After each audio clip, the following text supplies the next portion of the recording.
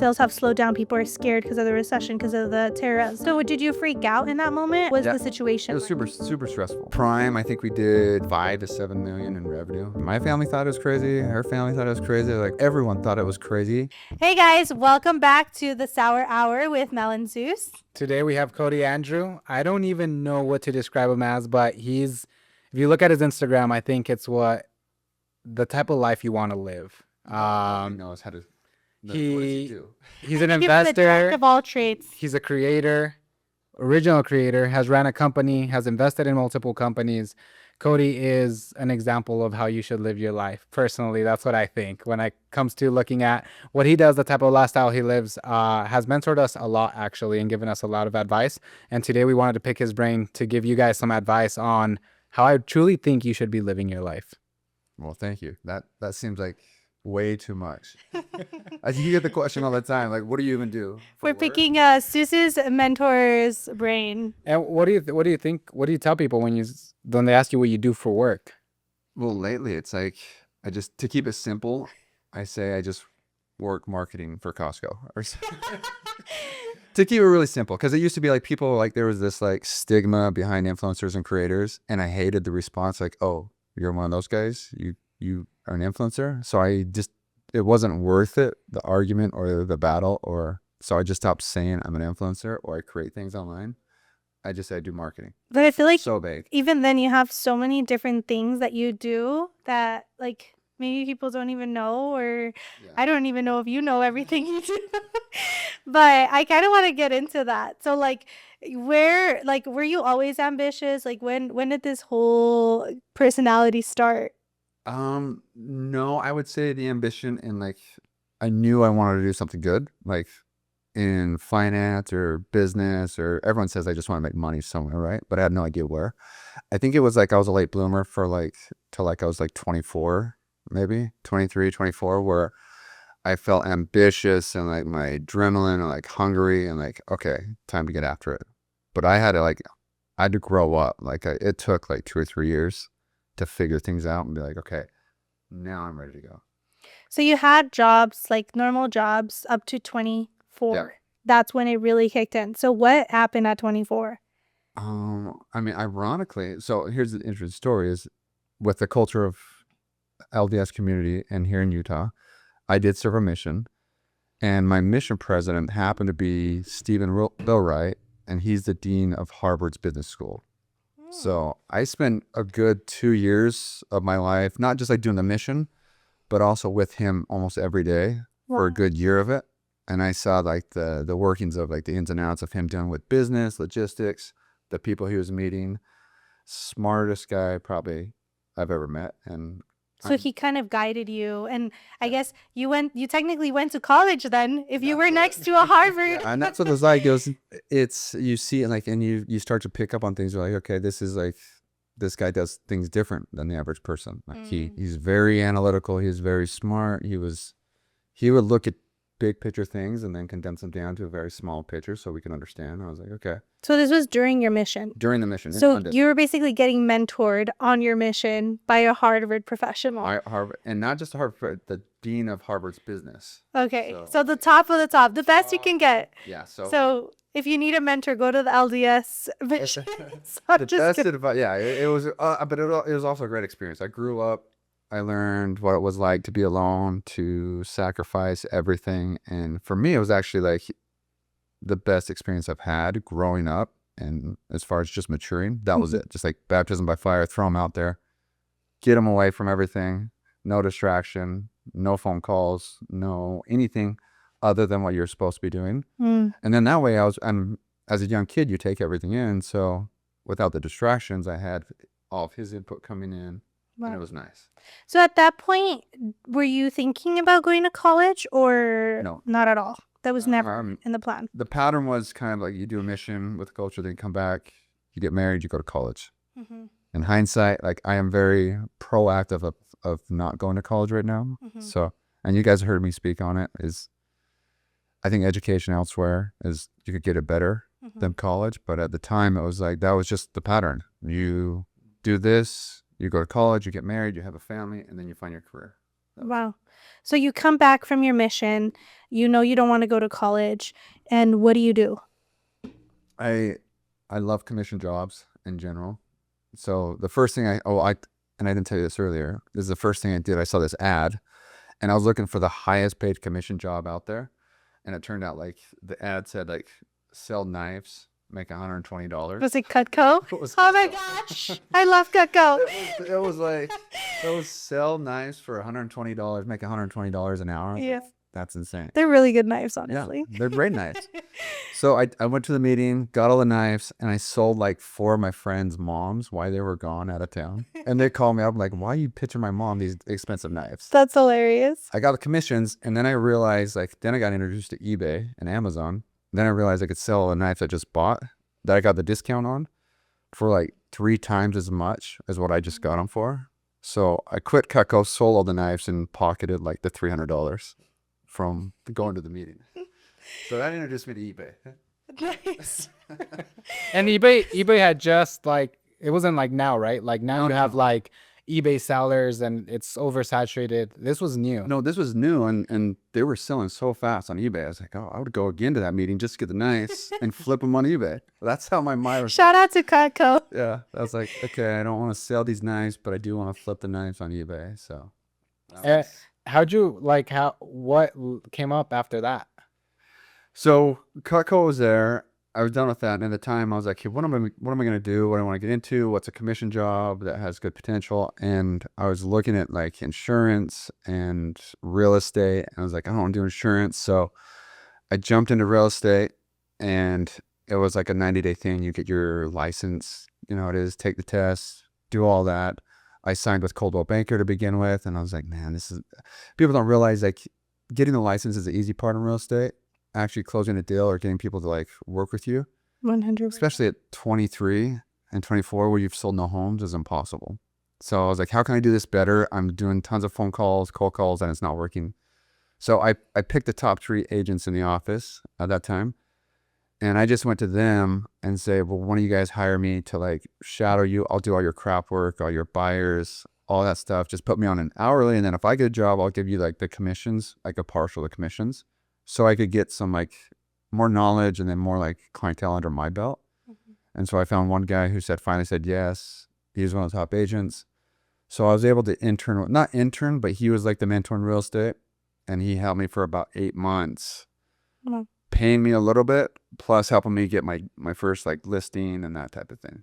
So nice. So I ran real estate for like 2 or 3 years. Okay. And then at that point, you were partnered with someone, and they kind of like guided you through your first process. How did it feel to sell your first house? Like, did you feel like more inspired to keep doing real estate, or? No, because I realized like the amount of work you go on a weekend to show one buyer, looking at like 20 different homes. The thing that inspired me is the guy that was mentoring me. He said, hey, I've got a property right here on, it was like 9th and 9th right here. Mm-hmm. And at the time is if you had a little bit of money, you need a little bit of money to buy an investment property. This was an investment property. Mm-hmm. He was good at fixing up and flipping, and I had no idea what it was at all. And he said, if you want to get in on this with me, you'll make a little bit more money, but you have to come in with some money too out of your own pocket for repairs. I was like, okay, I'll take the risks. We'll try it out. And the first like fix and flip that we did, I think it like generated like $30,000. Oh, that's not bad. That's way more Yeah. getting on selling property.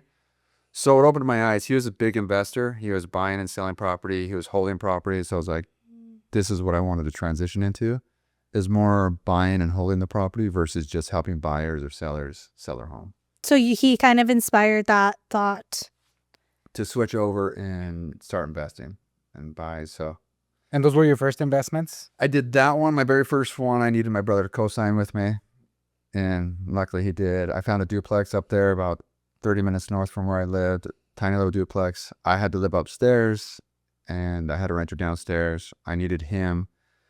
I didn't have a ton of money, and backtrack a little bit is I went to my mom hoping that she would have a ton of money left over for me. And she had an insurance policy that she took out on us when I was 12 years old that had matured. Mm-hmm. And she said you could cash it out. Wow. and I cashed it out, and it was $1,100. Hey, it's better than nothing. It matured after 15 years, and I had $1,100. So I was like, crap, I needed a down payment for this duplex. Where am I going to get this money? And I showed up with $1,100 to my brother, my older brother, who had to co-sign, and he did it. We made it work. And So he brought in the money? he was the co-signer. We ended up negotiating with the seller that I didn't need a ton of money to come in with. So it was seller finance. Okay. Because people think you need a lot of money to invest. And that's what I hear all the time. It's like, oh, I can't invest. Only the rich get rich because you need money to invest. But that's not. No, I doesn't had sound like that's true. $1,100 to my name. So there is workaround ways. You ask people to partner with you. You ask the seller to carry the loan for you. And you did the negotiation? I did. Awesome. Yeah, that was my role. So you used your knowledge to then negotiate that and then come in with low money and seller finance and make it work. So then you lived out there. So then you paid rent. I paid rent, and I was in charge of maintenance and lawn, and me and my brothers butt head. Like, he's like, you got to be doing all this. I'm like, this sucks. So I got to get out of this. But it turned out well. It was a great property, tiny little duplex. And you just realize it. I realized that was the first indicator that no, you don't need a ton of money. You could be resourceful. You could work around and do a bunch of different things to get properties where if you just put in the legwork, you'll find them. And did you keep growing that real estate portfolio from there? I did. But that was like 24, 25 before the crash of 2008. And I ended up getting probably another like 16 units at that time. Oh, wow. So 18 units. I had 2 fourplexes. And I remember having 3 duplexes and then a condo right here on Center Street in North Salt Lake. And at the time, you're managing everything. Like, it's one man show. I managed everything. I went over to, I was living in the condo. I moved out of the duplex, moved into the tiny little condo. And so then things kind of like went south. So I started selling some of them. And then I was like, maybe it's time to be done with real estate. And I got recruited to do summer sales. So you sold all your real estate? Yeah. Dumped the real estate. This is before the crash. This was about the same time. It's like, it wasn't going for a ton of money. So, I learned like, I thought like, this is it. Real estate was, if I could hold through this, it would have been great in hindsight. If I still have those properties today, those original, like 16, 17, yes, I'd be worth a ton of money on those properties. So did you freak out in that moment, or what was the situation? It was super, super stressful. Okay. Like, super, like, what am I going to do? And I sometimes thrive, like my wife will say, you thrive on any type of negative or drama, or when your back's against the wall is when I tend to do a little bit better. So when things are coasting for me, I kind of get complacent and just like let it coast. And that's when I get complacent. I don't like the way things are going. So it's either got to be up or down for me. Because when it's down, I'm like, okay, how much worse can it get? Do you get bored if it's I get very bored. Very bored. So these tariffs are good for you. I get super bored. Let's just put it at that. That's a good way to explain it. Like I get bored. And so at that time, it was super stressful, debating on like, do I dump all these properties that I worked so hard to find? And I didn't have somebody to say, at the time, I didn't have a mentor to say like, way through these hard times, because in the long run, these will be worth a ton. And I wish I would have had somebody to like just educate me. And instead I was like panicking just in my own little bubble, being like, dump it all, dump everything, just take the loss, start over, start a new career, be done with real estate. And in hindsight, I wish I would have like maybe slowed it down a little bit and maybe processed the whole situation better. But it's hard when you're in that little bubble to say like, what do you do? Like, who do you talk to? Like, you're in panic mode of, is the market going to keep dipping? Are these properties going to pay for themselves? I have a ton of properties. And I think that's a lot of people right now. You see the housing market now, and like sales have slowed down. People are scared because of the recession, because of the tariffs. And I feel like we're in this new era of that again, where fear is instilled in people. And like you said, like sometimes it can be really good if you take that in, but then other times, in the majority of people, including myself, until I have to snap myself out of it, you kind of like fall into this trap of like, shoot, everything's going downhill. And then you have to kind of like reset and say, okay, no, let me think about this with a clear mind and see what's really happening, you know? And I think I think that's the hard thing too, is finding right information, because obviously there's a saying that says like there's people who thrive during a recession and then there's people who really struggle. And I think it's also not only has to do with your economic status, but also with the way you see it, right? Because people have to buy stuff anyways, right? When it comes to us with consumer goods, like people are going to keep consuming food and candy even during a recession, but we can also fall into the mentality of, oh no, everything's going to go downhill and everything's going to be bad. So, Yeah, and it's you're in this bubble and you don't notice it until you have someone outside the bubble looking in saying you're going to be okay. Like, yeah. make these small pivots and these small decisions and just do this and you should be okay. Yeah. But anybody in the bubble is just like, fear kind of clutters the mind Mm-hmm. and you can't make proper decisions Yeah. because you're basing it on scarcity, and you're not thinking like the abundance mind. You're thinking like, oh no, The survival mode. the ship is sinking. Yeah. I want to be the first one off. Versus I think about this all the time because I look at that portion of my life in the career as a failure because I always had the goal of like, this real estate is going to make me real money. This is going to happen. So I had that lingering for years and years that was a good failure point in my life. And I reflect on it all the time to say like, well, what parts of your career were up? What parts were down? Did you fail at this? Were you good at this? And that portion, because I made that like last minute decision just to dump all after I put on all that work to find them all, to negotiate the deal, to get people involved, I look at it as a failure for so long. But it's not, because, I mean, I'm sure you use that knowledge even to today, to the properties you may have today. And I mean, like you said, you have a property management company, you know what it is to manage a property. So you kind of have the base to what you do now. Does that make sense? Yeah, I have the knowledge and education now, but knowledge and education never amounts to monetization, right? And I didn't execute it properly then. And so if the end goal was to make money doing it, I didn't hit the end goal, right?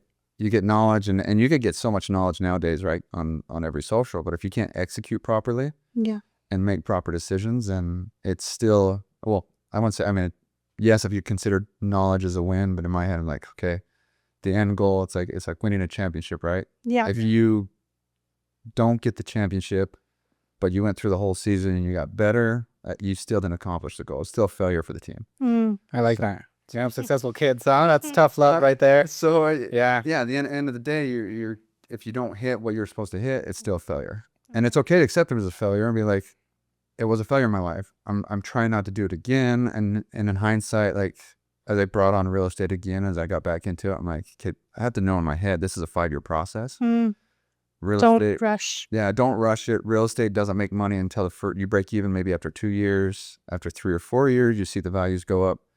And then the rents start to pencil out. And then you got the tax deductions. And now I see it, but I'm looking at like patience, 5 years if you're playing the real estate game. So you sold all your real estate. You go door-to-door sales. So what happens next? You had no money, right? I didn't really want to buy it. You're going to door-to-door sales after selling all your real estate. I mean, I had a little bit of money, not much at all. It's like, okay. And I was still young. When I say young, I'm still like 25, 27. I'm still hungry. And I got recruited by a friend from high school. Said, come on the doors. You'll make some good money. He showed me his paycheck. And I was like, oh yeah, I'll test it out. I went and sold door to door. I did well.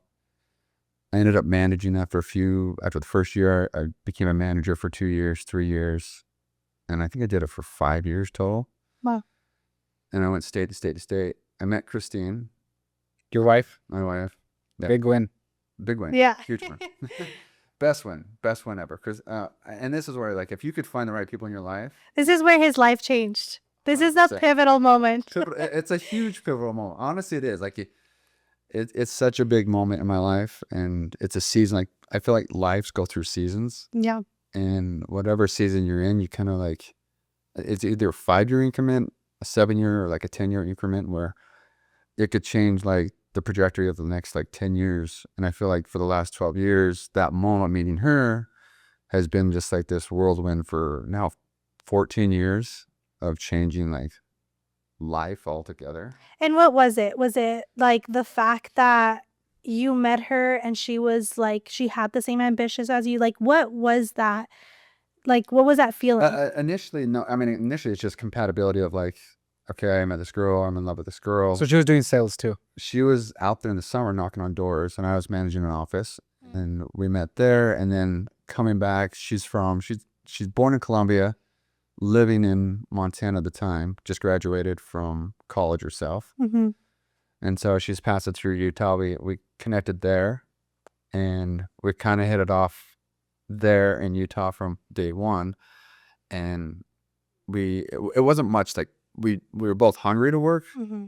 and we could have deep conversations about work all the time on how to improve. How I did 1 year with her where she was a full-time like setter for the alarms, and she would crush it. I would go out and close it. I had my best year. She would set the appointment. So we did work together from day one. Like it happened pretty fast. You're like, this is my partner. She would sit there on the phone, set all the appointments, all through St. George, Southern Utah, like hours away. I'd go close them. And I ended up being like a top rep that year because I had a caller on the back end, just like slide deals. So that panned out really well as far as like selling alarms. So you made a good amount of money in sales. Selling alarms did well. It did well. We were selling a lot of alarms. So then you're doing well. At what point does like the idea of starting something together come about? Like what happened? So with summer sales, you always leave for the summer, and it got to the point where it's getting kind of tedious to where I didn't want to do it as much, leave for a whole summer. So I started running year-round programs for different alarm companies, and that was good, but I was still traveling a lot. So I was like, what is she going to do? And she came up with an idea at home where she's like, I don't know, we funded a little bit. It didn't take a lot to start. She wanted to start making accessories for weddings, like wedding accessories for like your hair. And this is before Instagram, right? everything. Before everything. This Okay. very beginning, her first like idea to run a business was like, and looking back, you'll see it wasn't like Illy. Is her first idea to run a business was just little hair pieces that go in your hair for your wedding. Oh, okay. And she was hustling. Like she'd make them from the house. She'd go get all the pieces from like Joann's and everything. She'd make this piece, and then she would go to like the wedding stores and try and sell a sample of it. I'd drive her out there. I was like, man, this girl's like, this is die hard because the niche is so small. Yeah. You have small amount of people buying. You only have a small amount of stores, small amount of people getting married. So the demo that want this actual product was so slim, like crazy slim. But probably seemed tough too, coming from selling high ticket items to $30 items that you maybe sell 3 a week. And so, But you were supportive. You were like, yeah, let's do it. I'll drive you. oh, 100%. Okay. Like 100%. Supported the whole time. She had an idea. I said, let's just run with it. Like, and that's like she has been, and I have high ADD as far as like I get bored fast, and she's so supportive of every idea I have, whether it's a win or a fail. She's supportive of it, and I have some dumb ideas. I'll tell like. I love that you admit it. I love that you're like, I have dumb ideas, and my wife supports them. So many dumb ideas, and you realize with somebody with like ADD, and if you shut down the idea, they get turned off real fast, and they don't want to share any ideas with you, the good or the bad. It could be a brilliant idea, and they just don't want to start sharing with you anymore. So she took it all as like the yes girl on all my ideas. The good thing is like 80% of them pan out, and they're actually okay ideas. The other 30 is like, what are you doing? Like, Yeah. do you even have bandwidth for this? And some of the people who know me in business, they're like, oh, he's got another idea. Like, they don't realize I'm still executing on the other ones. They're still running. Yeah. But so back to her, she was running that for a while, and she'd probably tell the story way more in detail because she had to live with it. And it wasn't like, sorry, I'm choking. It wasn't like driving a ton amount of revenue, honestly. Like, it wasn't working that well. And so we were looking online, and her friend from Idaho said, oh, I got this new necklace. Do you guys remember the bubble statement necklace? I don't think so. They're like chunky necklaces? Chunky necklace. Okay. And she said, maybe I could attempt this, and I'll make one of these. And back to the eBay experience, I was like, we're spending all this time making these, and it's kind of like long to make these. Why don't I just buy them in bulk, Mm-hmm. and you could flip them, and you can sell more. And so this bubble chunky necklace, it was like a stable piece for us. We're like, okay, this works. We started moving them on different like platforms, like third-party platforms, like some on Etsy, some on eBay, some on random spots, and this necklace. And is that where you came in then? Like, were you the e-com person? Yeah, so we Okay. started looking like, okay, how can we do this in scale, and how can we move them to different places versus like one-off pieces? Mm-hmm. And so this formed of like, well, we're getting a lot of traction on just this one necklace, and it was really flipping things. Like I love flipping things on eBay. And I still to this day love flipping things. Like if I could find things in my house, I'm like, oh, this is more joy. I make $10 off this, but I can go. But anyway, it started working, and things started panning out on flipping these and moving on to different platforms for this one necklace. So it gave her the idea to start this company called Elite Couture, and it was like a full-blown jewelry company. And correct me if I'm wrong, but this like wasn't something you do, like go sell online as you see it now. I think it was new. Yeah. Like I think it was pretty sketchy, no, to go sell on eBay. And for us, it was like it wasn't in our wheelhouse. I sold door-to-door tangible products. I sold real estate. So jumping online for us was so new, so fresh, and we're like, we don't know what we're doing. Like, we'll put some on Etsy. We'll get people were getting traction. They're responding. We love it. And then you had to go to the mailbox and like create the shipping label there. How did it work back then, or you could create it online? No, you had to you'd have to print. I think at first you'd go to the post office and do it there, which is tedious. Yeah, like really tedious. It took so long to get them out, and then over time we started using like different software where we could print it from our house.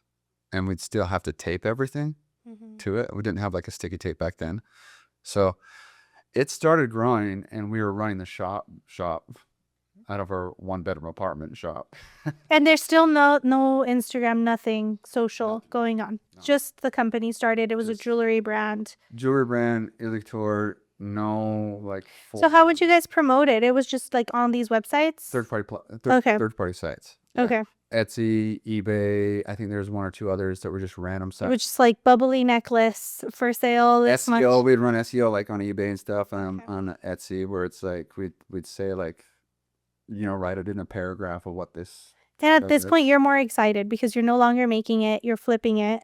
Yeah, well, so you're kind of we were making portions of it. Okay. And we were tweaking things of it, and we got to the point where it was starting to move product. And we hired, we're like, oh, we got to really hire somebody to really help. But the shipping was taking so long. So we hired, one day I was just sitting at this restaurant in Bountiful, and there was this girl there, and she was sitting there, and she had an accent, a strong accent. I was like, who do we hire? I was like, go ask her. Randomly at a restaurant. I'm like, yeah, okay, go ask her. Turns out she was from a different country, but she was here, and her job over there, she made jewelry. Wow. So it was like coincidence. So random, so random. And she's like, oh yeah, I could fix those. So we took that necklace, and we would change it all up and start making different parts of jewelry, neck earrings, one-piece sets, and just change the whole thing up. And I feel like that's the crazy thing too, is that what I see is like you outsource right away, and it's a really smart thing to do, but it's also a hard thing to do because then you free yourself up to do more things. Yeah. Right? Like that kind of helped you grow because and then here's where like the two personalities of me and Christine work is she's very single-minded track, where if like you put her on that track, she's so dedicated, and she'll repeat and do so good at it. And she doesn't like to think outside the box, doesn't like to waver. And then if you took my aspect of it, as like I had the freedom because she's in there like on a single track to say like, we need more employees, we need more outlets for revenue sources, we need more partners, we need all these other things, we need better shipping. You're looking at the outside perspective, and she's kind of inside. And it helped up because it allowed her to like stay in her zone and her lane, and allowed me to get creative and say, like, how can we really scale this? Wow. In a sense to where, and I look at the partnerships too that way, is if you have like a workhorse who takes one project and they'll get that done, And you have the other guy who's like, is an idea guy, but gives you good ideas to say like, you can scale if you have these pieces in there. It helps to grow the company. And that's the beauty of. So how long did it take for it to kind of build up to like, this is your main stream of income? I would say within 6 months to where we started moving things pretty heavily. And we're like, oh, this is turning into more of like a real job. I was still going out knocking doors without her as much. And I was still taking teams out, like small teams. I was still going out like on weekend projects. And the thing with like the jewelry company that sparked it off is we found good partners. And back then you had partners like they're called Groupon. And I don't know if you're familiar with Groupon, but Groupon and Jane and some of these like other companies that are partners. And if they'd like your product, or even KSL here local in Utah, you'd have days that I remember like sometimes they'd sell like 25,000 units. Wow. These partnerships. And we were just blown away. We were just like, what just happened?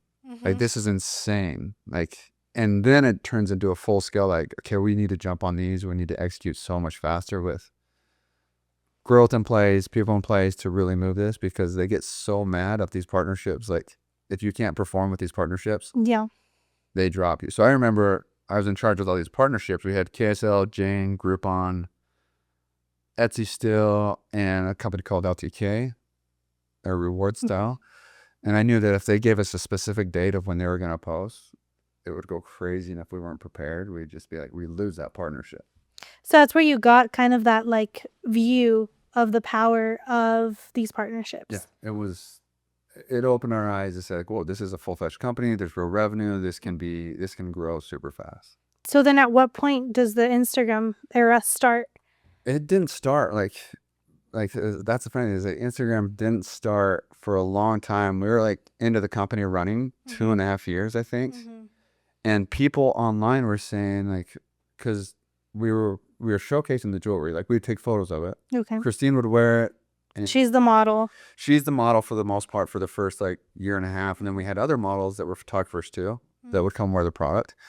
And at that time is you don't realize like, how do you publish all your stuff? And it was only a basic website and you could throw it on different plots. So she was doing that and these models were taking photos. That's all we were publishing. And then everybody started asking, well, how do you style this? How do you style that? How do you wear your necklace with the shirt? Or how do you style this? So she started styling the OG days of like what Instagram would be like, of like, find me a back wall that's colored, make it blue, and I'll put on this blue shirt with a blue bow necklace, and that was it.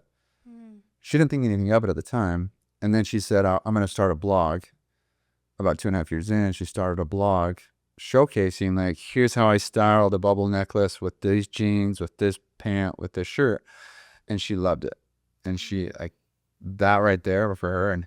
And her story is really good, too, because she came from, and she'll tell you another time, is she wasn't accepted into fashion school. She applied after college. She graduated from college, didn't make it to fashion school. So for her, this was like, I get to write about fashion on the blog every day. And it's crazy because it was her own platform. Like she didn't have to get, which is I think like where you kind of lived through that era of things shifting from you have to be invited to now you can create your own platform. Oh yeah. That things that you do yourself. So. And how big did Illy get? Illy on its prime, I think we did anywhere from 5 to 7 million in revenue in a year, and we thought this was it, like that. Well, yeah, we loved it. And from like coming from humble beginnings, how did that feel? Like just seeing that, like hitting a 7 million a year. Like, and then these are the days where like I still remember the day of me walking through City Creek, and just watching the account on. Well, you get the ticker, right, of sales coming through and revenue. And I was just like, we just did $39,000 in one day on this. And I was just like, what just happened? Like in my head, I was like, this can't be real. Are you still living in a 1-bedroom apartment? Yeah. We had upgraded to, at that point, a 2-bedroom apartment because we didn't have a warehouse. So we had the employees coming to our apartment. That's crazy. Yeah. Shipping all day in our apartment. And so everything was ran out of the apartment, and I didn't want it. Like we didn't expand it into a warehouse. So I still remember walking through the local mall, just looking at refreshing. I'm like, At that point, are you guys getting recognized? Like, no. okay, I mean, not there's yet. no social. There's no like. Oh, okay, not yet. This is Okay. not. She started the blog. She started posting, on Instagram and stuff as a hobby. Mhm. And she started this, and she ran her Instagram and her blog for, I think, for just under 2 years. You would help, like, though you would take the pictures and stuff. I would take and- photos and stuff, but I'm that husband who mocks. Like, I'm the naysayer who says, like, why are we taking these photos, not knowing what this was going to turn into? Now you'll take the pictures. Yeah, but not say I was the guy who said, "You're anything. Like, don't adapt to something new. Don't jump on it." And I've totally flipped. If there is something new, you should probably be the first to jump on it. But back then, I was like, "Why are you taking these photos? Why are you posting on Instagram? This is stupid. Why are you doing this?" Because I come from a background of just selling tangible things and more in person. So I'm like, you don't need to. This brand's not going to see it. And then after about 2 years of her posting, just under 2 years, we got our first invite to New York City, and they brought us up to. I went with her, and they brought us up. Keep in mind, this was like religiously posting every day. And that's when you're like, sign me up. We're going to New York. I don't know. It wasn't even Joking. paid. It wasn't paid. Yeah. There's still no money there, but it was. I looked at it as like an opportunity to maybe push Illy, like the clothing stuff, if I can network. Like an advertising kind of thing. Yeah, collab of saying, because there's been times where we collabed with the Lakers for Illy, and there was opportunities that we did a charity event with the Lakers and with all the. That's big. Like you make it seem like, yeah, we did like a collab with the Lakers. Like no, they like the Lakers are like one of the biggest NBA teams. Oh yeah, and that's where my family started to notice a change of like. They're like, wait, Cody's not crazy. He's actually doing something. I'm sitting there with the whole Lakers team. That's in a crazy. poker room playing for hours and just knowing that, oh, that's cool. Our product is here with the Lakers. And I was super excited about that. But the effort that she put in for the 2 years of posting every day religiously, not knowing what this was come from, I mean, that's a lot of dedication to put in. And for us to get invited to New York for this purse brand, and they just said, come up to this floor, take a look at these purses, and you could pick out one. It was like a clutch, like a small little gifting clutch, probably worth But you guys paid for the trip, or they? I think we paid for the flights because it was during Fashion Week. So I think we actually paid for it just to go to Fashion Week. Oh, okay. And she got invited to come look at some of the booths during Fashion Week, and that's all it was. And so I was like, oh, this is a waste of time. What are we doing? We're wasting all our money for this crap. You weren't excited for Fashion Week. She was, though. I'm sure she was thrilled, she right? loved it. Because you said her I dream was was the to. bitter husband, following along, going through this, thinking like, what are we doing? Like what are we doing? And I get we ran a women's jewelry company. So we did go to New York and we'd pick out different pieces for the site. So I've been in New York at that time multiple times picking out parts for the site. But that's when the whole thing kind of shifted and something in her head saying like, okay, wait a minute. This is the first gift I've got. And I don't know what kept pushing her and kept pushing her. I don't know if it was like the group of girls that surround herself that were doing it too, but she'll have to tell you that story. I don't know what kept pushing her to post. Because it wasn't, I mean, I think it's recent where it's like, now you could make money off this. But then it was crazy. My family thought it was crazy. Her family thought it was crazy. They're like, why are you posting all this stuff? Like, everyone thought it was crazy to make a dime online. Was it also because of religion that like posting your life online, or was it just something that people didn't do is share stuff? No, for me, I was always private. Okay. About everything, about real estate, about my investments, about everything. You didn't like telling people. I didn't like telling people about the company, how much money we brought in for the company, how we operated, what we did. If you showed up, like this was your role in work, just because you don't know if someone's there for you or against you or what they're doing. And you learned that at a young age, or where did that come from? It's a taboo of. It's back to that abundance mindset that if you feel that it's out there, people might take it. Versus like there's enough for everybody, so you might as well share it. It's like the same thing as if you have a secret right now online. But now you're the other way around, right? Like 100%. Now you're willing to share everything. And I was that way a little bit less. Like 2 years into it, I was like, there's like 5 other people here in Utah that have good socials. If you guys collab, But that wasn't a thing. Like, people didn't collab. They didn't talk about their secrets. They didn't share insights. They didn't share revenue. They didn't share It's anything. like top secret Everything. Instagram days. It was so And secret. business too, right? Because now you can go on YouTube and look at business videos, where back then, I mean, Transparency wasn't a thing yeah. at all. And everybody for years, like, how do these guys even make money? What do you do? They had no idea that we were getting paid for X amount to do a post, or even then for years, like, almost like 4 years. So was it a secret? was it like 100% brand deals? All brand deals, like monetization for ad spend or affiliate links, wasn't even a thing back then. It was like, for us, it was first gifts, free gifts. And we're like, okay, that's cool. And then you get a paid partnership. And we're like, well, this is a real thing. Who was your first paid partnership? For her account would be different. Like, I'd have to go back on her account. But My for you- account, she finally got me and said, like, just post something. Okay. And I was with a friend at my house, and I'm like, this dude's gonna make fun of me so bad. I'm gonna post myself with my dog on this dirt bike. It's gonna look so stupid. I'm like, and he's making fun of me. I'm like, just take the camera and take a photo of me. And he's dogging on me and saying, oh, they got you. You're an idiot. I was like, I don't know, man. I'm gonna do it because my wife, like, she's convinced me to do it. So I did it. And I still, these first posts, I think it's still on my feed. It's me up on this hill of a Ducati motorcycle with my dog sitting there. I was like, this is going nowhere. The crazy thing is, though, and just so the people watching know, like, to this day, wait, this is like years ago. To this day, you go on Pinterest, and sometimes I'll look for outfits for Seuss or something, and Cody and Christine come up on Pinterest. Like, to this day, like, they will pop up on your Pinterest.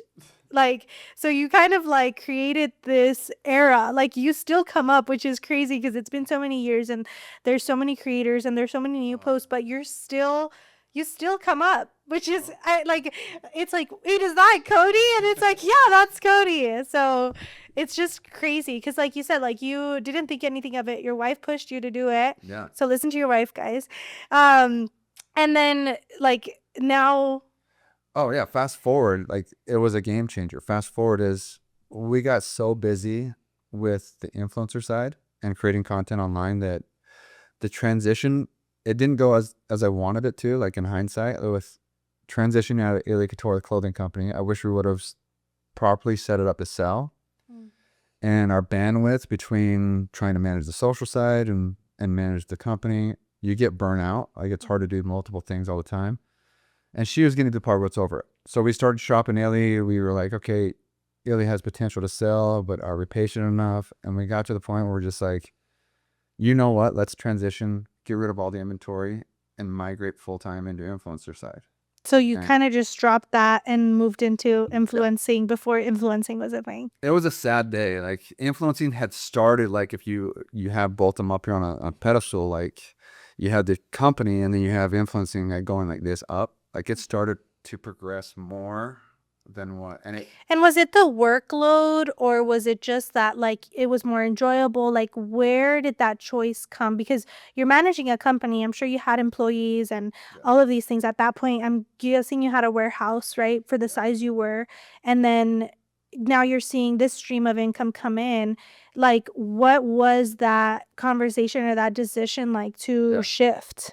It's, anytime you're running a company, like, and same thing with like social media, is you got to take into consideration the employees and the level of, like, the feelings the employees have, if they're happy, not happy, the backlash of certain things, of saying, like, I got to manage the warehouse, the employees, the logistics of returns. There's so many working parts in the company. And you're both, like, doing it full time. We're both full time in the company, and we're both full time trying to, like, look at social. And so you say the biggest, like, bang for your buck or biggest, like, output at this point is, yes, we could keep running Illy, but the stress level of managing all these employees and keeping people happy and the workload is also daunting when you're trying to be a creative, because being, like, running different parts of your brain on a creative side and then, like, the business organization side, it's hard to run creative full time and then run operations. Were you running most of the business at that time then, if she was focused on the influencing, or? She still did all the influencing, and she still helped generate a lot of the sales because of her platforms.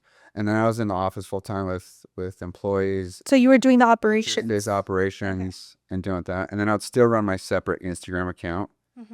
Men on Instagram at the time weren't like super popular. Like, oh, let's get him some clothing. Like, it took a lot, like maybe a year later for that to transition. So with that, we made a decision. It was a sad decision.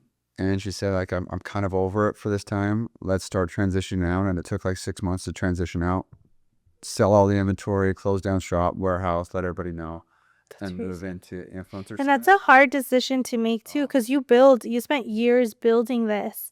Yeah. And I mean, it's like your baby, right? Like you grow it, and then now it's like, okay, kind of gotta deplete it and move on. And when we were getting ready to sell it, and this is the advice that I still have for people, is like, you can't treat things like your baby, because no one else is going to feel the same way. No employee feels the same way ever about your own baby. No VC company, when you're trying to raise money, they don't care. They want true numbers. They want logistics. They want, are you going to grow? And when I was getting, like, we were looking at actually selling, we were going to list the company with Coldwell Banker. And when we were doing all of our due diligence, we had a few companies come in to look at it. They're like, yeah, but we want to do all this different. And we only want Christine for this part and this part and this part. And you realize fast that that baby you thought you had at some point, that's really not your baby. And if you don't take the stock, I always say, like an NBA player, if he's really hot and his stock's worth a lot at this moment, take the offer, because at some point your legs give out, you get tired, you get injured, your headspace to make those like final moments in games, they don't actually last that long. So was it an emotional thing then, because you didn't want them to take it in that direction? That you're like, I'd rather just let it go than sell it? No, it was, are we patient enough to say it's going to sell for like $7-10 million? Can we, in our head, do you get greedy and do you get selfish and say, this is a $15 million company, this is a $20 million company if I just do this, this, and this? Not realizing how much more work it is to take a $5 million company to a $15 million company, right? The amount of employees, the amount of like distribution that you really need for that company. So at that time we're like, well, can we do it? Can we get it to a $15 million company if they want us to stay on for another year or 2 years? Why we're trying to do this other stuff? And then at a point where we realized, like, we don't want to do that right now. We want to focus on the blog, the social media aspect of things. We want to go that route. So it was true dedication. Which one are you going to dedicate yourself to? And not realizing, like, is you get to a spot, you need additional help to drive that next revenue tier or that next level. And so during that time, though, you have Instagram, you have the company. Those are the only two forms of money or like things you're doing. Like, there's nothing else going on. There's no real estate. There's no. We're investing in passive stuff that I'm not managing. We're investing our money, Like stocks or. Mainly stocks at that point. Yeah. So did you leave Illy with money for that transition? Was it like a good, hey, we didn't sell, but we made a good amount of money? We took very small salaries the whole time, very small, like just to get by. Yeah. But we did keep money in the accounts. Like we ran things lean. So I was all about bootstrapping because we didn't raise money and not knowing where this would go. So at the end, you had money from that. Yeah, Illy made good money. Like I kept the profit margins we kept things slim. So I realized that, like, if I'm not selling this, at least I'm going to have a chunk of money that could get me to the next phase if I needed to. Wow. So that was good. And we were transitioning at the same time into social media. And you monetized your social media really early. I mean, right? Compared to like when people were getting paid on social media. So relatively early, as far as it took us 2 years to monetize it. 2 years to monetize it. But this is a time where no one's really. Nobody. So we were one of the OGs in the space of these guys get paid as an influencer. And then after that, 6 months. And then back then it was like the holy grail if you could sign with this agency out of New York. And it took, I mean, we still didn't sign with them. They kept trying. I think it took like 8 months, 9 months of us pushing. And then we signed with the agency out of New York. Once we signed with them, it was like the floodgates open. They understand the business. They had so many connections and networks to brands who were looking to get into this space.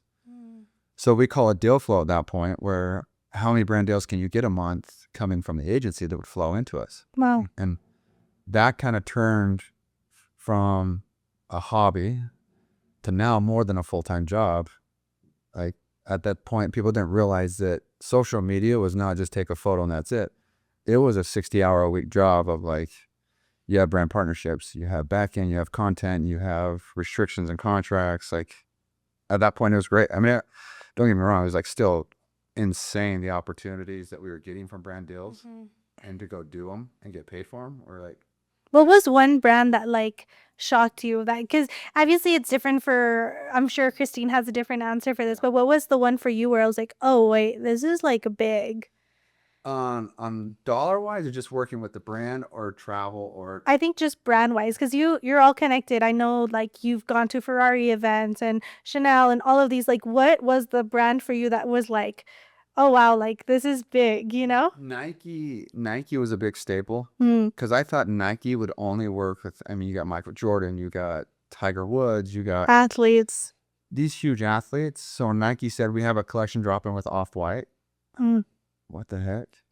Nike's gonna send us this all white gear, sick, and I'm gonna get paid to walk around like downtown Salt Lake to wear Ezekiel. Wearing everything. My dream was met. I had a list of like, okay, here are the brands I want to work with. Like, these are the brands that I'd love to work with. Nike was up there number one. Like it was it. So I was like, That was your brand that you were like, this is to legit. get paid to wear Nike. Like people were dumbfounded. Like, what do you do for work? Like, you see my Nike yet? I wear this shirt. I wear this Which shirt, is so crazy because I feel like, I mean, you tell your neighbors this or something and they're going to, like, in this time, they're probably like, what do you mean? Like, you want that at the store? Yeah. Like, what's They still happening? don't understand. That's the beauty of social media, is people still don't understand how to make money online. To this day, they still don't. People ask And me, it's like, crazy because people have, I mean, there's people who have big accounts and they're not making any money. They still have regular jobs. Yeah, and that's what I wanted you to touch on a little, because I think that's around the time that I met you, and you've monetized your social media a lot, and I've seen you do that, right? Like do brand deals, start businesses, sell things online, even like start temporary businesses to flip things online, sell digital products, physical products. And I've met so many influencers that have 10, 13 million followers and they're not making $1. And it's just like, I've realized that monetizing your social media and growing your social media are two different skills. And I think it's something that's really separated you. And I never understood it because I was pretty private all the time. So when I have people who post online random things, I never understand, like, why post unless you're getting paid for it, right? Or like, why are you doing this? Because it's effort. Like, you take photos of your kids on trips and everything, then you got to get onto your account and post it. And I'm starting to realize maybe it's just a dopamine hit. And this is for the world who consumes right now, because there's, 5 billion people that consume, and only 3% of those actually create content, right? The rest just consume. So I never understand like the need to post unless I'm driving it towards some sort of monetization, and that's probably messed up in my head. To be like, why am I doing this? Like, You're like, I'm only posting if I'm making money. If not, I'm not posting. I have so many other things that I'd rather be doing: playing sports, hanging out, talking, hanging out, being more in person versus like online. And it's just different from other people. So there's so many ways. They say, I hate the term like skin a cat. There's so many ways to skin a cat online, and it really is like every influencer you meet, it is insane. Like, especially the ones I meet, is they may not have a single brand partnership. They may have affiliate links and they crush it in their feelings, or they have a company, they have brand deals. Our bread and butter has always been brand deals, and it's been a good relationship to network and really build those relationships with every brand. And there's so many ways to go about it. So like, you have an inflow. People always ask me online, how do you work with so many brand deals? And it's just like you would people you meet. It's such a network thing where you show up at the events, you network, you introduce yourself, you're kind, you're friendly. They see some of the content you're posting. Just because you post a lot of good content doesn't mean you're getting brand deals. There's so many more things to do. There's agencies, PR agencies, third-party affiliate sites that give you brand deals. Like there is a list of like 20 different places to get brand deals from. And people always thought like, oh, you just have to create a viral video. It's funny, is like my most viral videos, I had the Oreo video with Ollie that probably did, I think it's like 30 million views, thinking like, okay, done. Oreo is going to give me a brand deal. Nothing. The next brand deal that came after that, I think it was like a cleaning supply company. Wow. So the viral videos nowadays don't generate what you think they will. There's no monetization on any of it. And the last point in case, the last video I just did last week, I was testing out trials, and it's at 65 million views. Wow. And I ran a link through it, right, to see if my audience for this trial would want this. It's the one of the boys tattooing me. And on Amazon, they have a top seller where you could just do a top, or you could actually do a tattoo on your body. And But it's like, it's temporary. okay. It sells well on Amazon, but the people for that video were more interested in like me and Ollie for some reason, or me and Beckham and the fact that he was drawing, than they were the product. And so the product itself, I think they're off that video, 65 million views. Honestly, it's probably $45 in commissions. That's crazy. 65 million views. So the world is changing. Like viral videos are not always the answer. A lot of like mine and Christine's accounts or content that if it gets small amount of views, we know it's a high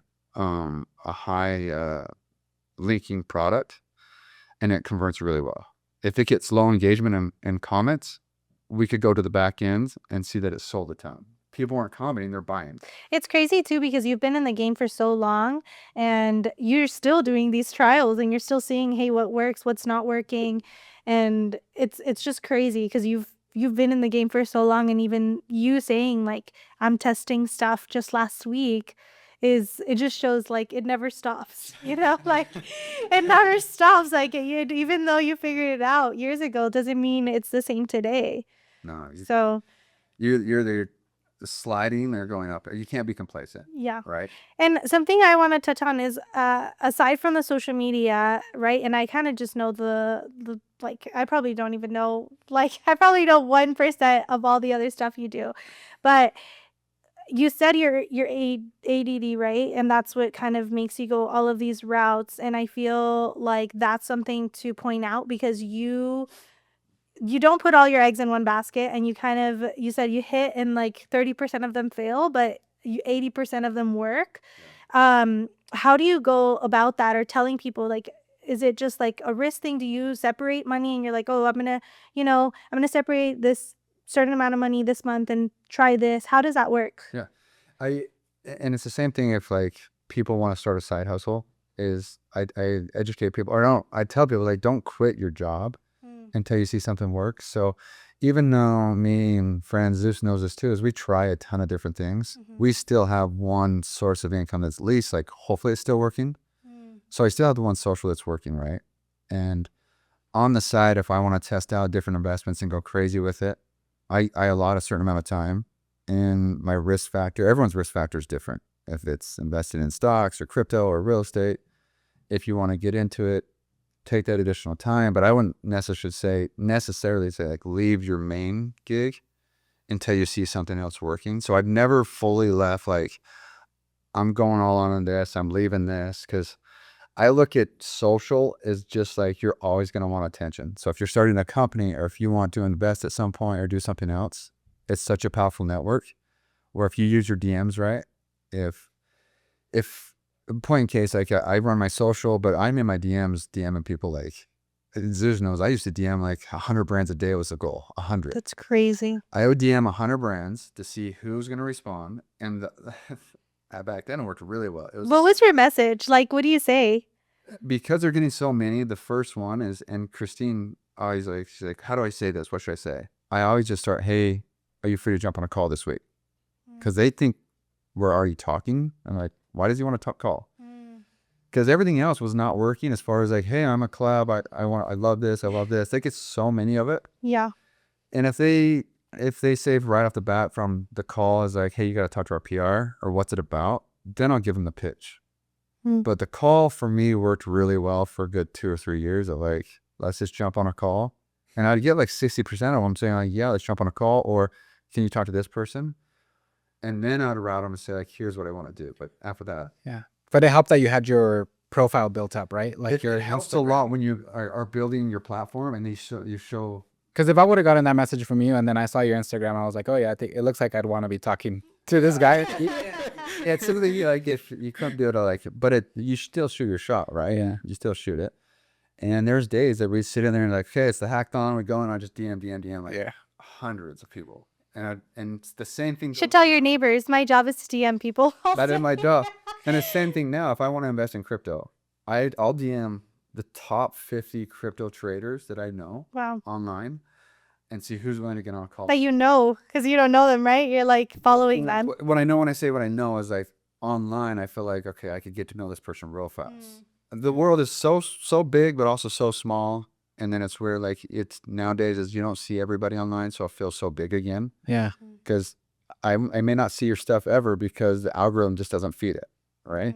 Yeah. But you have access. Like I could DM you right now and say, hey, I want some candy. Can I promote you guys? Here's my phone number. Can I make some extra money in an affiliate link and I can make money off you guys? And never before in the world have we had that access where 10 years ago, I would have to find your PR. I'd have the gatekeeping and you'd have to approve me, all these things and say like, and now it's just like 5 minutes. Like you could say, yeah, go to our link, sign up. Here's an affiliate code. Go sell our stuff and you get a commission. So would you say like as a brand, because it's not something we currently do, like do you think it would be beneficial for us to then like reach out to creators and give them affiliate links? I would use third-party platforms at first to vet them. And there's like 10 of them that do it. There's a list of 10 third-party platforms that will vet for free product. You can do a free product where you don't have to pay them. Yeah. And you have all these influencers that would love to do UGC content or just affiliate links to really push to see what's generating and what doesn't. And then kind of, I mean, it's what's the accordion approach? Take it really wide, test everything, and then condense it really small and put money into what's really working. So did brand deals surpass what you were doing at Illy, like working on social media? Because I know you transitioned, but you had to have transitioned because one, you liked it, but then did the revenue surpass what the company was doing? Yeah, that's the good thing too, is that at some point, everything over here.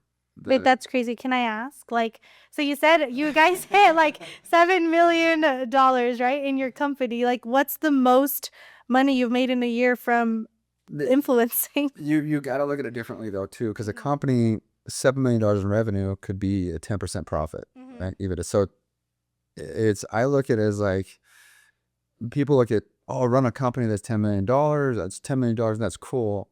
Or be an influencer that makes $1 million to $2 million, but you keep it. That's net. That's like running a company that's $20 million at 10% profit.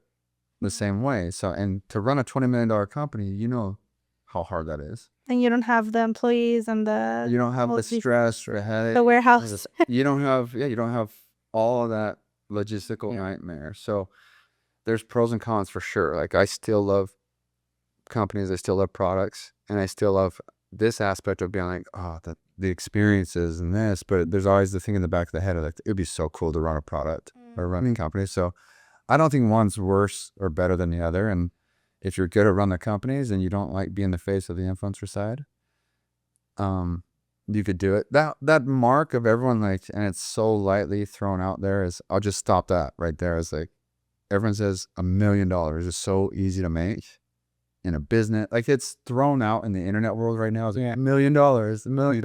And they don't realize how hard it is to make $1 million. Even to this day, like if I were to start from scratch and say, I'm going to make $1 million, like the stars have to align. There's got to be timing. There's got to be luck. There's got to be network and skill.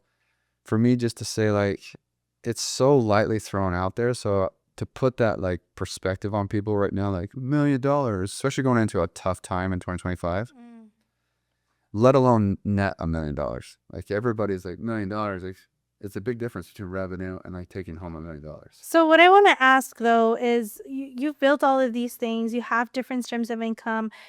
how do you build that life for yourself? Like you said, you keep your main stream of income, right? But from our perspective, right, and maybe it's wrong, but like Sue said, like you have your life is good. You have a good life. You have a steady like income. It looks like, like how do you build that? How do you like I don't know, like, how does it all mash up? Because obviously you keep working, obviously, like, you're still working, but how do you kind of set yourself up for success? The easy answer is you sell your soul to the devil. That's what I was joking. I joke with Christine all the time. I was like, I feel like I sold my soul to the devil. That's horrible, don't say that. It's sacrifice a ton. Honestly, like you sacrifice, you give up a 9 to 5 job to work 14 hours a day. Like people see 5% of your life online, what you guys see. The remaining 95% of it is stress of building things, content, and stressing and saying it doesn't come easy. It's enjoyable, and we have flexibility now to do it whenever we want, where we want. And to this day, it's nothing to do with like, it's not being like greedy or like not happy or content. It's saying this was the baseline I set for myself and I want to progress. So I'm going to keep working because it brings me joy to create stuff. So you find the spot where you enjoy it.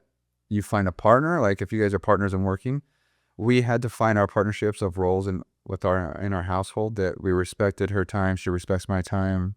I'm positive on her trying things. She's positive on mine, knowing that like you have each other's back.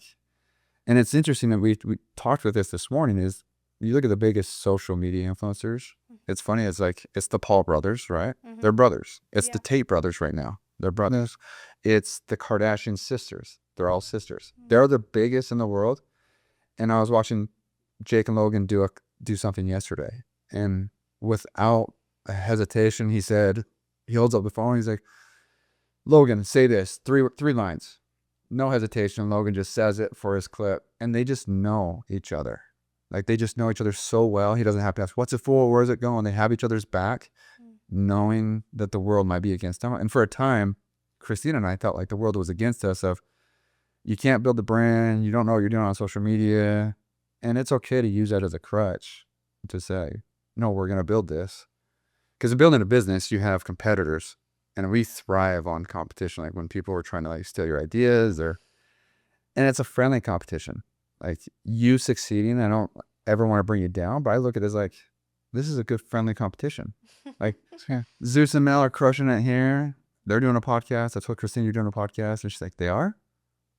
She says, you don't have time to keep up with everything. But when you do, it does turn into like a game. It's like a video game in real life. I love to gamify everything. Yeah. And if I could gamify it, then I know I'll stick with it. And if I could put numbers on it and say, okay, here's the baseline of real estate. I'm going to get this because this of my buddies are talking about how many doors in real estate they got. And in my head, I'm like, how hard would it be to get that many doors? Real estate doors, right? Yeah. How hard would it be to acquire?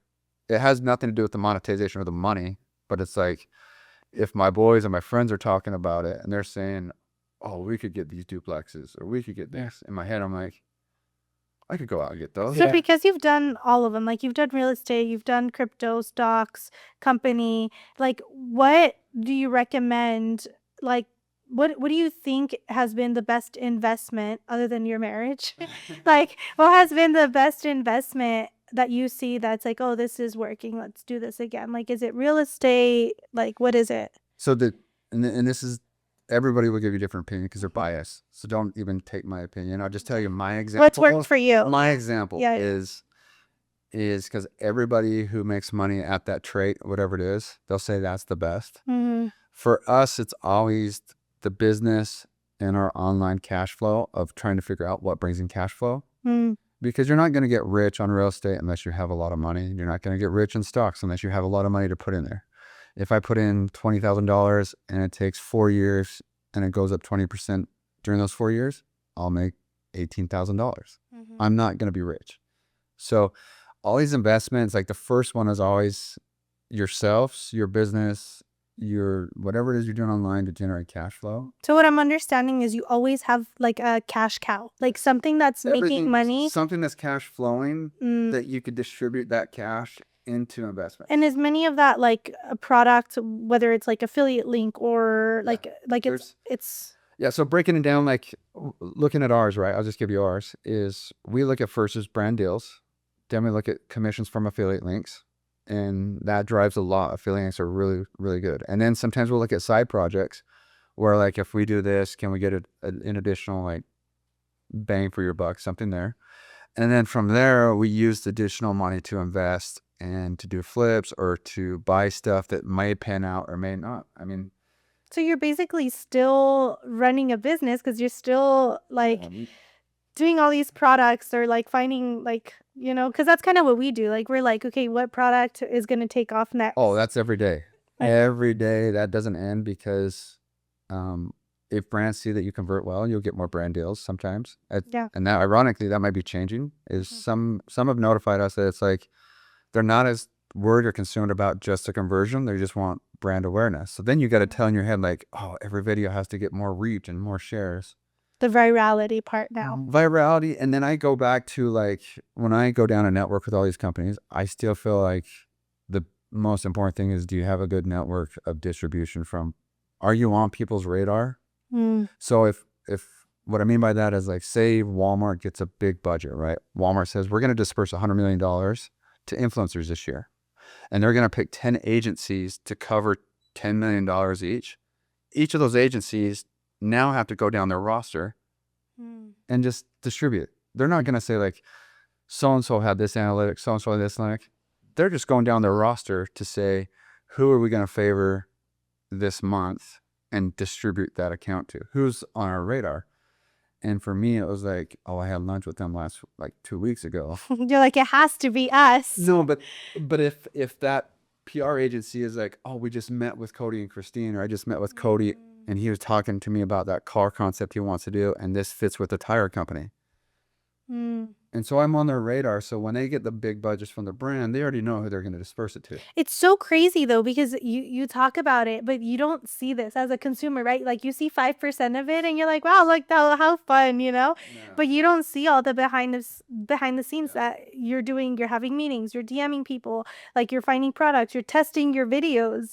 And it's just like, it's so crazy because a lot of people think, oh, it's so easy. All they do is post pictures. I'm sure you've heard it, right? Like I'm not even like, I'm sure you've heard way worse, but like, it's like, oh, it's so easy, right? But it takes so much work. It's not as easy as it seems to keep the consistency. No, it's, and to be the number one sought after job for 18 and younger right now, I wish them luck.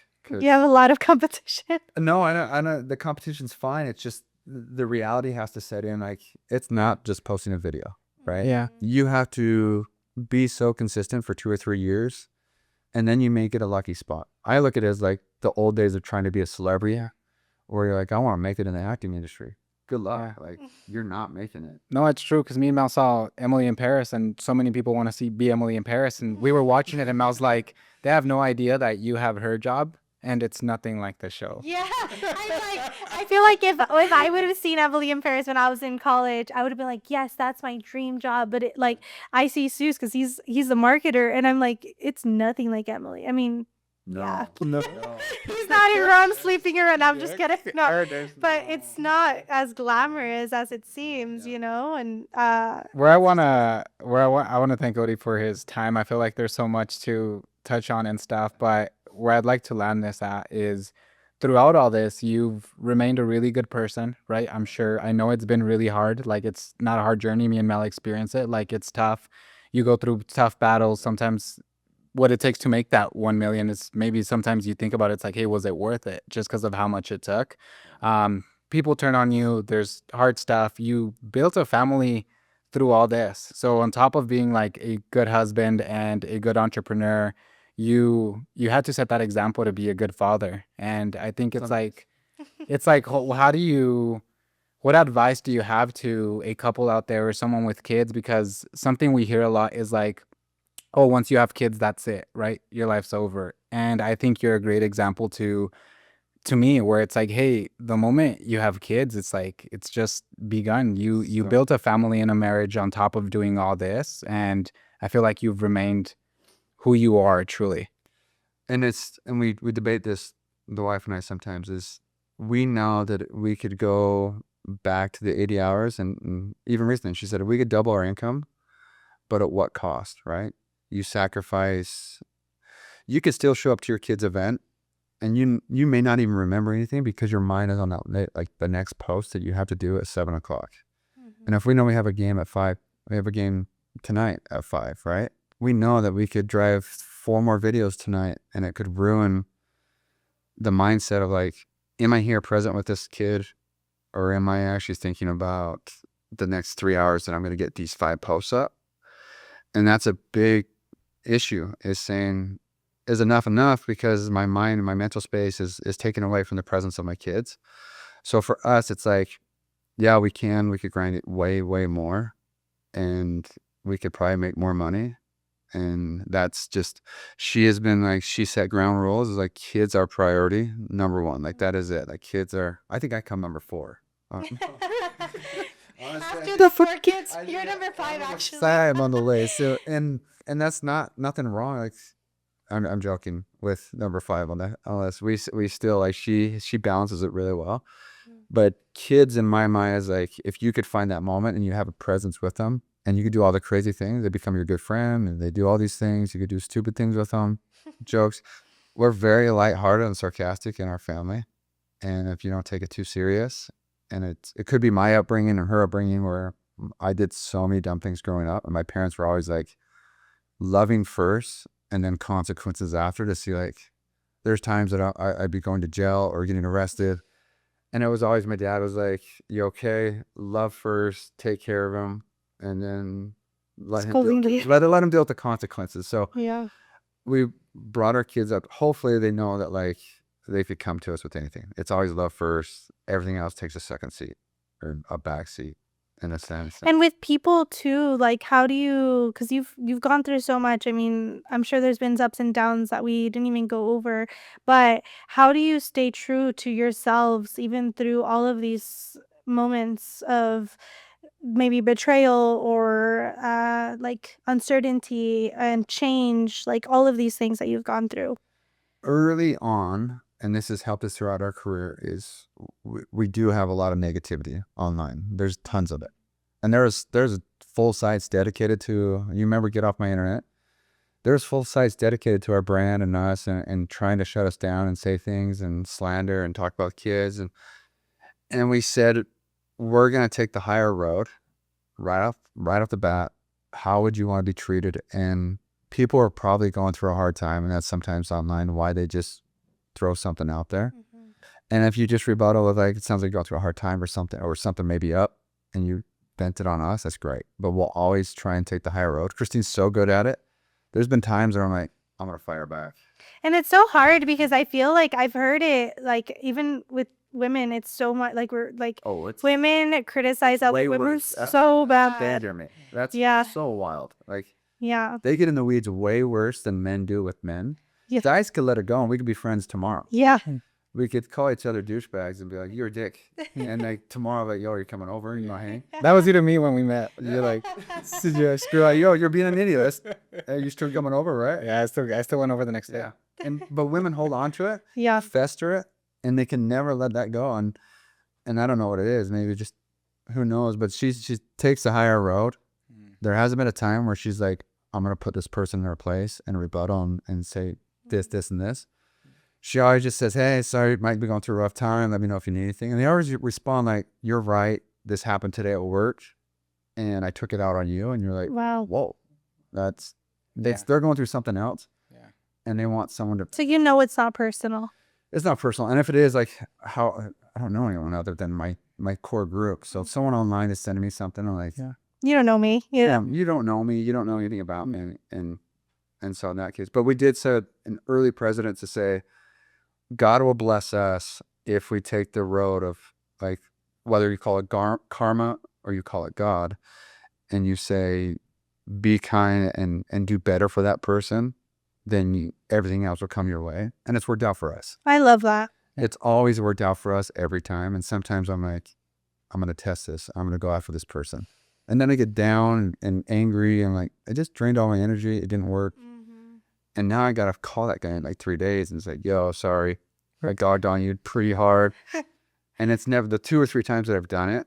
It feels good for about 30 seconds. Like, I got you. A good rebuttal, smashed them. And then I got to like, now I got to feel, because it eats at me. So I got to feel bad. So. And what can we expect from you next? So we can hear it here on the podcast. I'm trying to build something, build our own company. And Christine doesn't want to do anything tangible. So she's going to keep running hers. We do invest in a lot of like different companies. So it's nice to see. And I've got the itch to finally do our own product of some sort. So that will be next. I'll be on here, you helping me promote it. And then I'll be asking you guys the question. How do I grow this? How do I do this? So Let's do it. Awesome. Yeah. Cody, thank you so much for your time. Thank you guys. See you next time.